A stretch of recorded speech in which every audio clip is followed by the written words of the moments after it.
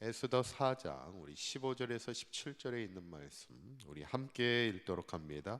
에스더가 모르드게에게 회답하여 이르되 당신은 가서 수산에 있는 유다인을 다 모으고 나를 위하여 금식하되 밤낮 3일을 먹지도 말고 마시지도 마소서.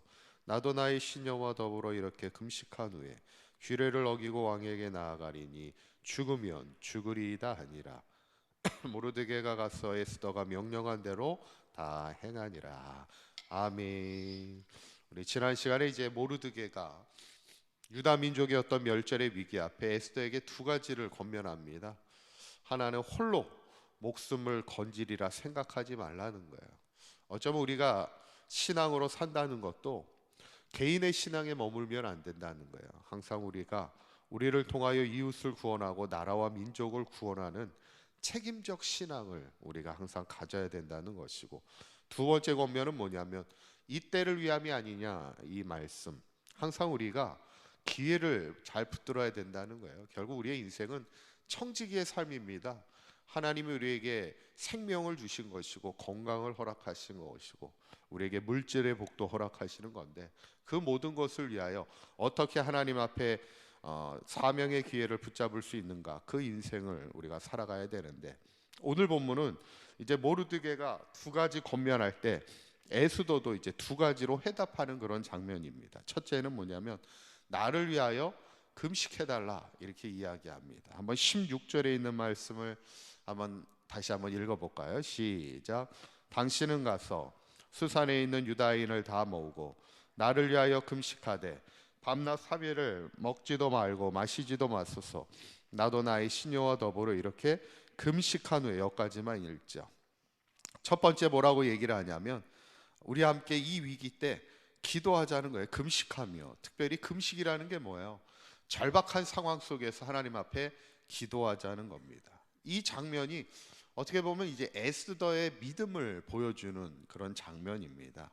어떤 민족의 위기를 해결할 방법은 우리가 기도하는 것밖에 없습니다. 우리가 먼저 기도하시자고 이야기하는 거예요. 특별히 간절하게 우리가 금식하여 기도하는데, 특별히 또한 나를 위해 기도해 달라는 거죠. 에스더는 이 위기를 기도로 이겨나가기를 원했던 것이고, 특별히 기도의 힘을 믿을 뿐만 아니라 중보의 기도, 서로를 위하여 기도해주는 그 중보 기도의 힘을 믿고 있었음을 보게 되죠. 우리도 이 믿음이 있어야 되죠. 사실 이 중보 기도라는 이 힘을 우리가 객관적으로 증명해낸다는 것은 물론 쉬운 일은 아닙니다. 기도의 응답을 우리가 증명한다는 건 쉽지 않지만, 그래도 나름 이 중보 기도의 힘을 증명해 보고자 실험을 했던 적이 있어요. 어떤 실험이었냐면, 결혼을 했는데 아이를 낳지 못하는 이 불임 부부를 놓고서 이제 A, B 그룹을 나눠서 A 그룹의 불임 부부를 위해서는 중보자들이 기도하기 시작합니다. 이 중보자들은 그분들하고는 아무 상관이 없는 사람들이에요. 그냥 그분들의 사진하고 이름하고 그분들이 임신을 할 수 있기를 원하는 그 기도 제목을 가지고 기도하는 거고, B그룹의 불임 부부는 그냥 아무런 기도를 하지 않았어요. 결과가 어떻게 됐을까?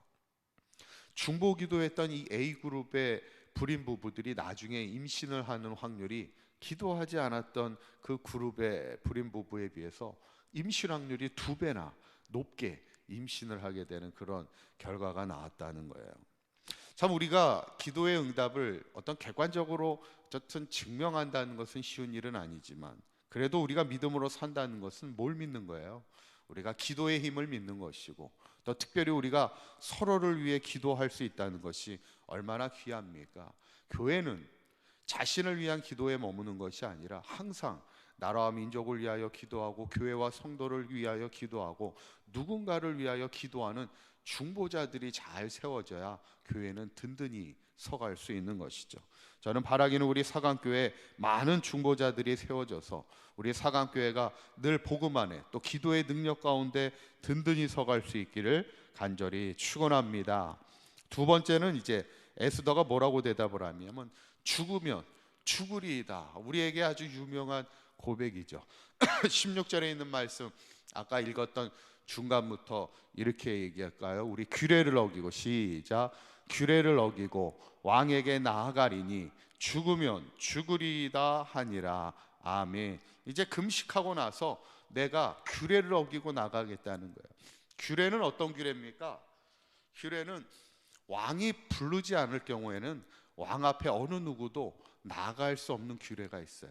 잘못 나갔다가는 죽임을 당할 수 있습니다. 왕이 화가 나고 노하게 되면 왕이 죽일 수도 있는 그런 규례가 있어요. 그러니까 함부로 왕 앞에는 나아갈 수가 없죠.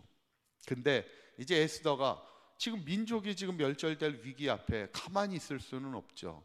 그래서 자신이 3일 동안 자기도 금식하고 유대의 백성들도 자기를 위하여 기도하고 나면 이제 자기가 죽으면 죽으리라는 마음, 어떤 결사의 각오를 가지고 나아가겠다는 것, 얼마나 참 멋있는 고백입니까? 우리나라 역사에도 이런 비슷한 이야기가 있죠. 죽으면 죽으리라는 그런 고백이 있었던 적이 있었는데, 그게 이제 이순신 장군이 그런 유명한 얘기를 하잖아요. 그 명량에서, 영화로도 나왔는데, 우리 명량대첩에서 일본 수군의 그 배가 133척이었고 우리나라 배가 13척, 133대 13으로 싸웠잖아요. 그러니까 10대 1로 싸워야 되는 그런 상황 속에서 얼마나 무섭습니까? 나보다 10명이 나를 공격하고 있는 10배가 많은 군대가 공격하고 있을 때, 그때 이순신 장군이 유명한 말을 하죠. 뭐라고 얘기하냐면 생즉필사 사즉필생, 이 얘기를 합니다. 죽고자 하는 자는 살겠고 살고자 하는 자는 죽겠다는 얘기예요. 이 말은 뭐냐면 죽기를 각오하고 싸우라는 거예요. 어쩌면 성경을 보면 신앙의 많은 사람들이 하나님을 위하여 살아갈 때 정말 생명을 걸고 하나님을 따르고 하나님을 향한 신앙으로 살아가고 복음을 위해 살아가고 하나님의 영광을 위해 살아가는 것을 우리가 보게 될 때, 분명히 하나님은 우리에게 뭐라고 말씀하냐면, 너가 정말 생명을 걸고 복음을 위하여 살아가고 나를 위하여 살아간다면 내가 너에게 승리의 면류관을 주고 영원히 썩지 않는 영광의 면류관을 주겠다, 우리에게 말씀하는 것이 성경의 말씀이죠. 저는 오늘 에스더의 두 가지 회답을 보면서 참 아름다운 믿음의 고백입니다. 첫째는 나를 위해서 기도해 달라는, 우리가 함께 기도하고 특별히 나를 위해서 기도해 달라, 기도의 힘을 믿었던 에스더의 마음을 보면서 우리도 항상 이 기도의 힘을 기억하고 기도하는 삶을 살아갈 뿐만 아니라 중요한 건 중보의 삶을 살아가야 된다는 거예요. 우리의 가정과 자녀를 위하여 기도할 뿐만 아니라 우리의 이웃과 우리의 성도와 교회와 나라와 민족을 위하여 기도하고, 특별히 우리가 신앙으로 살면서 에스더의 고백처럼 죽으면 죽으리이라, 이 신앙의 어떤 결단은, 단호한 결단을 가지고 우리가 믿음으로 싸워 승리하는 삶을 살아갈 때 마지막까지 최후 승리를 얻으며 하나님 앞에 생명의 면류관을 받아 누릴 수 있는 믿음의 성도들이 다 될 수 있기를 주님의 이름으로 간절히 축원합니다. 기도합니다. 고맙고 감사하신 하나님, 오늘 에스더가 자신을 위하여 기도해 줄 것과 자신도 죽으면 죽으리라 마음으로 민족의 위기 앞에 함께 나아가는 것을 보게 됩니다. 우리 시도 이 시대에 귀한 중보자가 되게 하여 주셔서 한평생 주님의 몸된 교회를 위하여, 이 나라와 이 민족을 위하여, 세계 열방을 위하여 중보하는 중보의 기도자들이 되게 하여 주시고, 또한 우리가 한평생 복음을 위한 헌신자가 되게 하여 주셔서 이 땅에 희망을 세워가는 복음의 일꾼이 되어 살아갈 수 있도록 인도하여 주시사, 마지막 주님 부르시는 그날 주님 앞에 섰을 때 하나님이 주시는 승리의 면류관, 썩지 않는 영광의 면류관 받아 누리는 천국 백성 되게 하여 주시옵소서. 오늘 하루도 주님과 동행하는 복된 하루가 되게 하여 주시옵소서. 우리 주 예수 그리스도의 이름으로 기도하옵나이다. 아멘.